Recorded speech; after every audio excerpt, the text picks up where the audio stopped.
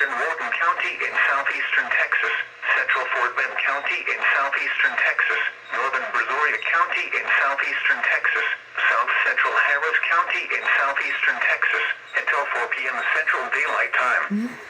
At 3:22 p.m. Central Daylight Time, a severe thunderstorm was located near Pleak, or near Rosenberg, moving east at 40 miles per hour. Hazard, 60 miles per hour wind gusts and quarter-size hail. Source, radar indicated. Impact, hail damage to vehicles is expected. Expect wind damage to roofs, siding, and trees. Locations impacted include Sugar Land, Missouri City, Rosenberg, Stafford, Richmond, Town West, Pecan Grove, First Colony, Fresno, Mission Bend, Meadows Place, Meadville, Arcola, Pleak, Fairchilds, Beasley, Kendallton, Thompsons, Sienna, and New Territory. For your protection, move to an interior room on the lowest floor of a building.